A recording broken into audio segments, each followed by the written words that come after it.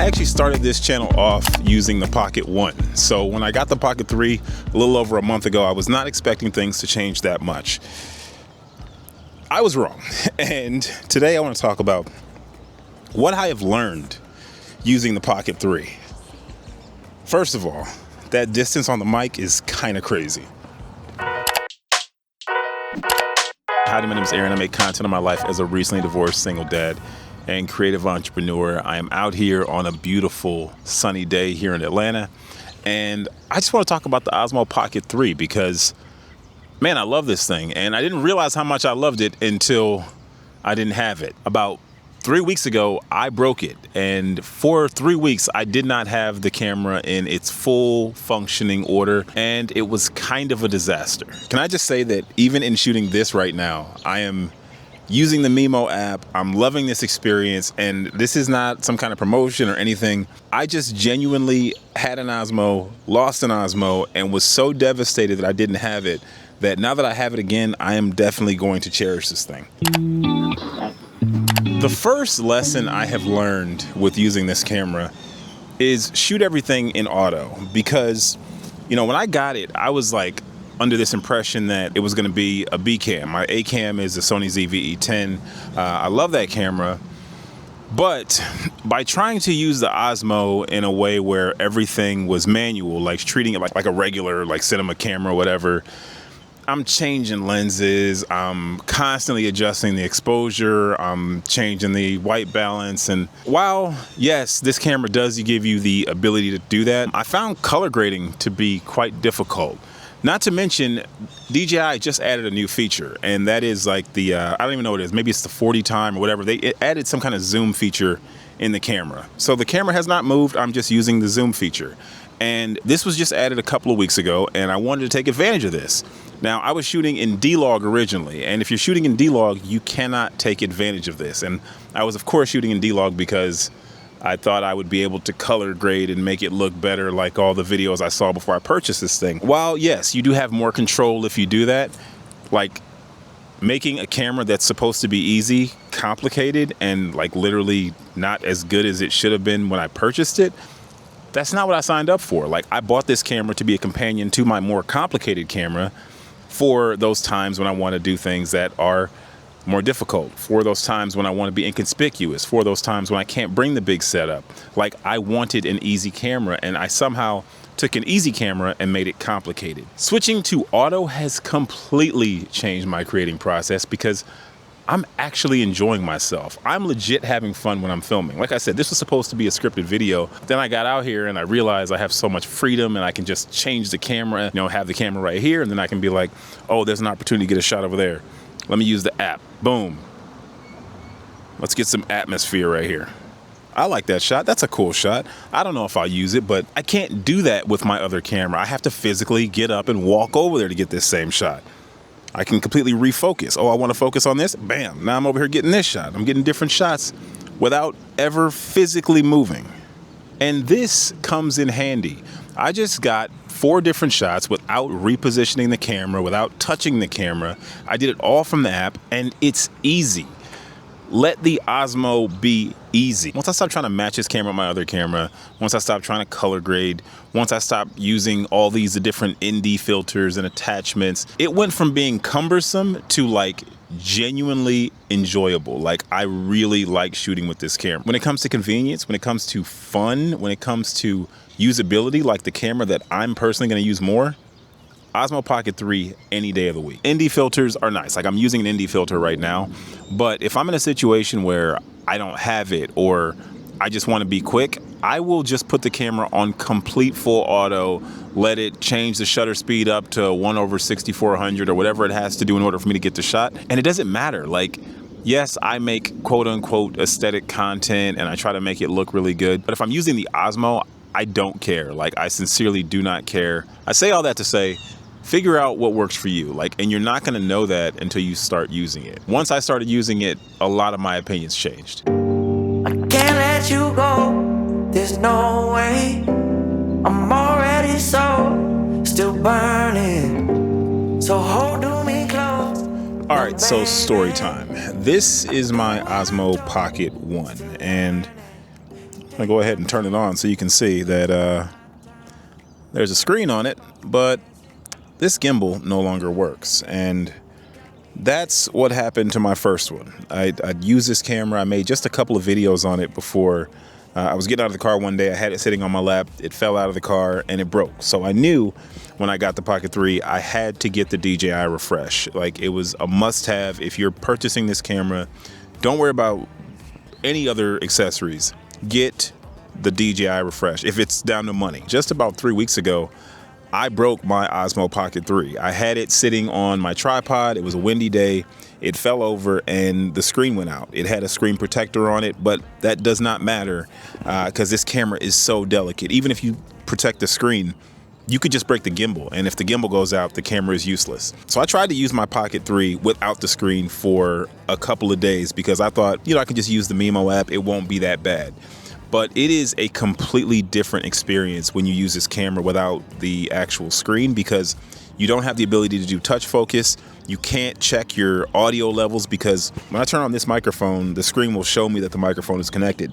That does not really happen the same on the phone. So like, you can see it, but it's not as easy to tell if it's connected. I was no longer able to quickly take out the camera and get shots because now I had to add my phone into the process, which takes a camera that is supposed to be inconspicuous and quick to not that. There would also be times when I would turn the camera on and I would need to adjust the camera roll position, like it was too far up or too far down, and I could not just look at the back of the screen to tell what it was focusing on. It was a mess. Like, it became a shell of its former self. I finally broke down and just decided, you know what? Let me go ahead and see what it costs to get a replacement. I thought that with the DJI Refresh, I had to pay $300 to get a replacement. However, that's not true. I was incorrect. They put a $300 hold on your card. You pay $40 for the replacement, and they send you a brand new Osmo Pocket 3. And that is why I'm so excited to make this video now, because up until about a week ago, I did not have a functioning Osmo Pocket 3. You get 2 replacements per year. You pay $40 each time you need to use it. Like, please don't find out the hard way that this thing can 100% become an expensive paperweight. Now, of course, it's not going to cover you if it gets stolen, but other than that, this is probably the best investment I've made when it comes to the Osmo Pocket 3. If nothing, it gives me the peace of mind to be able to use this camera the way it was intended to be used. Even though I broke my Pocket 3 before, I broke it while I was using it. I was getting a shot that I wouldn't normally try to get with my camera, but because I had that small incognito camera that's pretty light, I did something that I wouldn't normally do. So until recently, I was not shooting like vertical content at all. And now that I am starting to appreciate my phone a little bit more.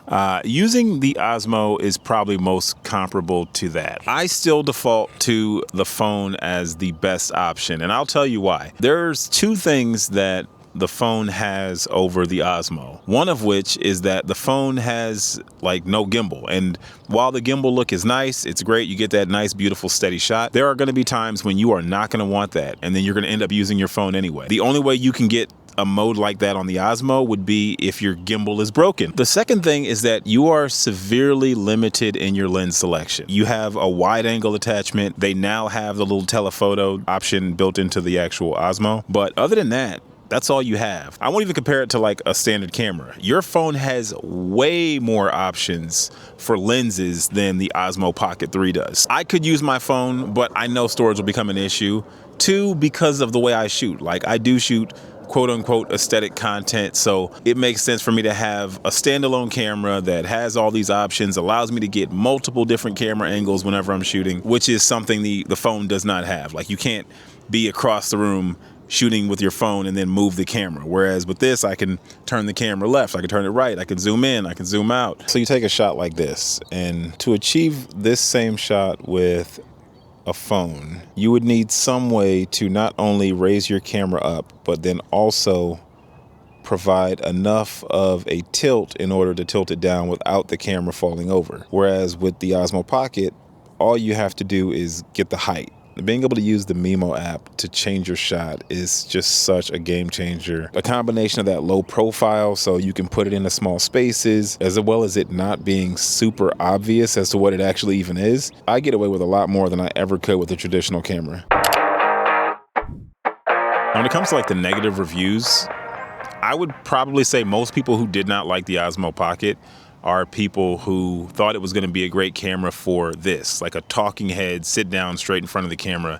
And that's not really what this camera is best at. Like, yeah, you can do it, but it's really for the creative stuff. Now, in full disclosure, I will say, I was definitely disappointed in the image quality of the Osmo Pocket 3. I don't know why I thought it was better than it was. I mean, I guess there's been some pretty impressive images that have come out of that little tiny camera.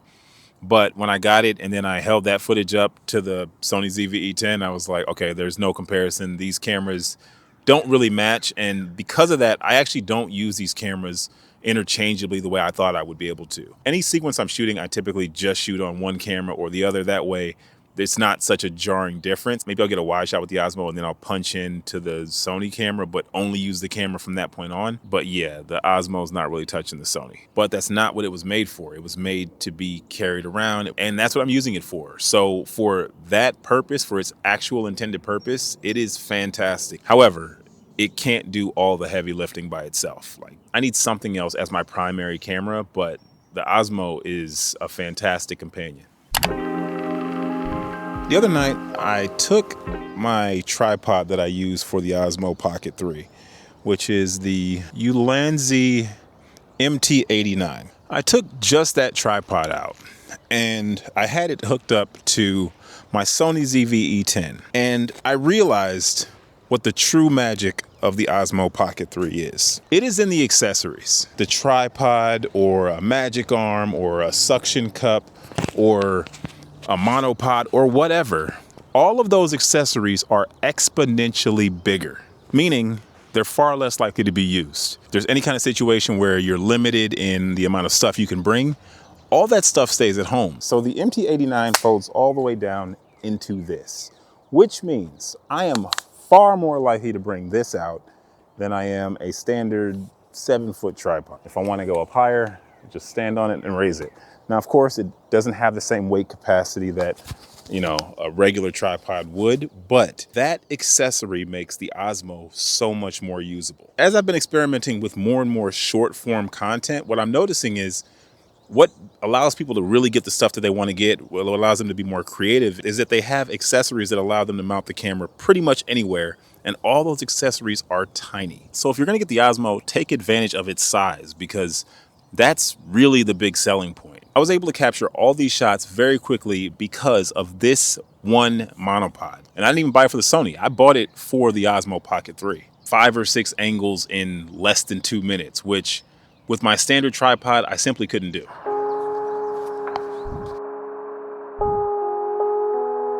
Now, I know there are a bunch of modes that I don't use. Like, I don't use the follow me mode or whatever. I don't even like that thing where it follows you around. I think it looks crazy, but maybe one day I will find a use for it. But right now it's just not something I really mess with. I keep it pretty simple. I went with the Mic Mini instead of the DJI Mic 4 or whatever. This is only $50, and it's really awesome because you don't need the transmitter. The Osmo was actually made so it can be integrated just on the Osmo itself. There's a transmitter built into the Osmo, and this mic only costs $50. So I've actually been using this one way more than I have my other microphone, just because it's one less thing to carry around. You know, having this small microphone definitely has increased my confidence when it comes to vlogging in public.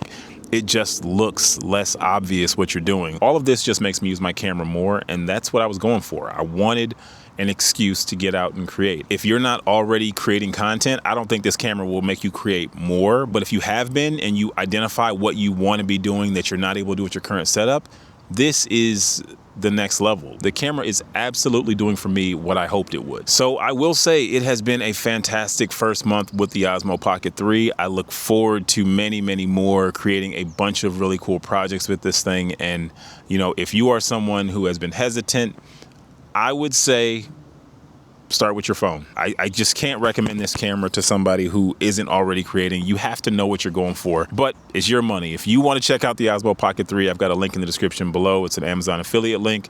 It doesn't cost you anything, but it gives me a commission every time you guys click. If you guys have any more questions about the Osmo Pocket 3, make sure you put them in the comment section below. And if you are interested in following my journey as a recently divorced single dad and creative entrepreneur, hit the subscribe button, and I will see you in the next one.